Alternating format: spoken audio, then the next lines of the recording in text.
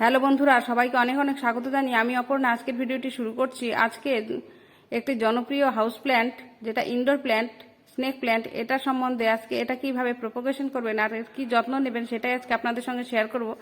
এটা কিভাবে আপনি একটি পাতা থেকে গাছটি তার চারা তৈরি করবেন। আপনার কাছে যদি এর চারা না থাকে, একটি পাতা এনে শুধু চারা তৈরি করে নিতে পারবেন। সেই সব প্রসেসগুলো আজকে আপনাদের ডিটেলসে জানাবো। যে যে ভুলগুলো আপনারা করেন, যে জন্য আপনার চারাগুলো হয় না, সেগুলো আজকে আপনাদের সঙ্গে শেয়ার করব। এই যে যে ভ্যারাইটিগুলো দেখছেন, এগুলো হচ্ছে ড্রপ ভ্যারাইটি। ড্রপ ভ্যারাইটি গাছগুলো যেগুলো হয়, সেগুলো কিন্তু আপনি ঘরের যে টেবিল সেখানেও রাখতে পারেন, ডাইনিং টেবিলে।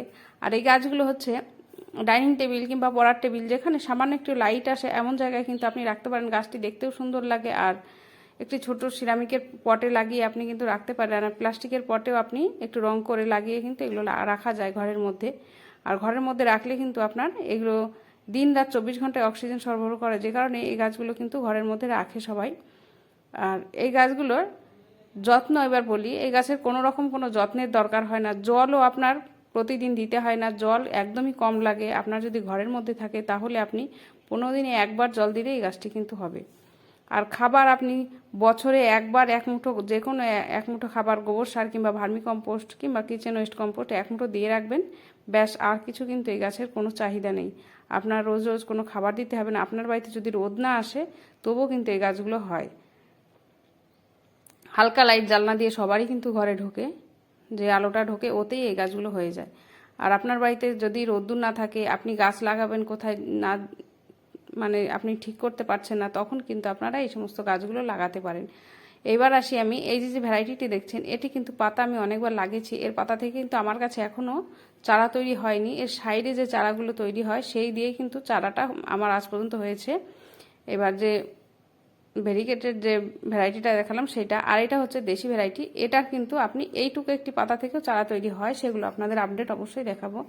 এটা কিন্তু আমি পাতা থেকেও চারা তৈরি করেছি, আর এর যে গাছ তার গোড়া থেকেও চারা তৈরি হয়। দেখুন, এটা আমি লাগিয়েছিলাম 6 মাস আগে। এর হচ্ছে একটাই আপনার লাগিয়ে কিন্তু আপনার প্রচুর ধৈর্য ধরতে হবে।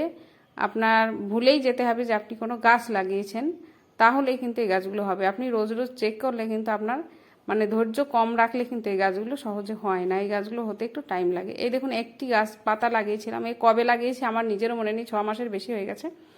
এইবার সেটা থেকে কিন্তু পাশে দেখুন দুটো গাছ বেরিয়ে গেছে।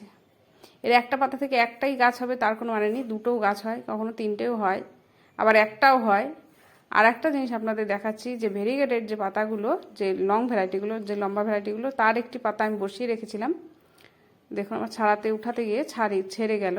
এটার হচ্ছে যে গাছগুলো বেরোয় এটা থেকে, সেটার কিন্তু সাইডে যে হলুদ দাগটা সেটা থাকে না। এর যে গোড়ার থেকে যে চারাটা বেরোয় তাতে কিন্তু সাইডের যে হলুদ দাগটা সেটা থাকে। আর যেটা পাতা থেকে তার চারা তৈরি হয় তাতে কিন্তু ওই হলুদ দাগটা থাকে না। তাই এর পাতা থেকে চারা তৈরি করে আপনি কিন্তু একই ভ্যারাইটি পাবেন না। কিন্তু দেশি ভ্যারাইটিগুলো আবার একই ভ্যারাইটি বেরোয়, তাই ওই গাছটি আপনার চারাই আনতে হবে। আর যদি কারোর কাছ থেকে চারা না পান, আপনি নার্সারি থেকে নিতে পারেন। লং ভ্যারাইটিগুলোর খুবই কম দাম, কিন্তু যেগুলো ড্রপ ভ্যারাইটি সেগুলো একটু বেশি দাম নেয়। এইভাবে কিন্তু সহজেই চারা তৈরি করে নিতে পারেন। এবার চারা বসানোটা আপনাদের দেখিয়ে দেবো কিভাবে বসাবেন। এবার চারাগুলো কেমন মাটিতে প্রতিস্থাপন করবেন সেটা দেখাচ্ছি। ওয়েলডেন মাটি তৈরি করবেন, যাতে জল একদমই না দাঁড়ায় এমন মাটি তৈরি করে কিন্তু এগুলো বসাতে হয়। আর নিচে অবশ্যই খোলামকুচি দিয়ে নেবেন ড্রেনেজ হোলের উপরে। তারপরে আপনারা মাটি আর সামান্য বালি আর যে কোনো compost, vermi compost, kitchen compost, যে কোনো কম্পোস্ট অল্প পরিমাণে, 1 মুঠো পরিমাণে দিলেই হবে। ছোটো টবের জন্য 1 মুঠো দিয়ে দেবেন, তাতেই কিন্তু এই গাছগুলো সুন্দরভাবে হয়। এবার জল দিয়ে এটাকে ছায়াতে রেখে দিন, আর এই গাছগুলো ছায়াতেই হয়। এইবার দেখাচ্ছি এগুলো কিভাবে প্রপোগেশন করবেন। এরকম পাতা, ম্যাচিউর পাতা নেবেন, পাতা নিয়ে এইভাবে একটা সাইজ মতন করে কেটে নেবেন। এতে কোনো রুটিন হরমোন কিন্তু লাগে না। এইভাবে আপনারা শুধুমাত্র বালিতে বসিয়ে রেখে দিন। রেখে দিয়ে শুধু জল আপনার চেক করে দিতে হবে, জল শুকিয়ে যাবার পরেই আবার জল দেবেন। জল যদি আপনার বালি ভেজা থাকে তারপরে জল দিলে কিন্তু এই পাতাগুলো পচে যাবে। তাই জল অনেকটা শুকিয়ে গেছে, একদম দেখবেন খড়খড়ে হয়ে গেছে, তখন আপনারা জল দেবেন। আর ওটা বালিতে বসালেই কিন্তু সহজে চারাটা তৈরি হয়। এইভাবেই কিন্তু চারা তৈরি করে নেওয়া হয়। আমি যে গাছগুলো বসিয়েছিলাম তা অনেক আগে বসিয়েছিলাম, আজ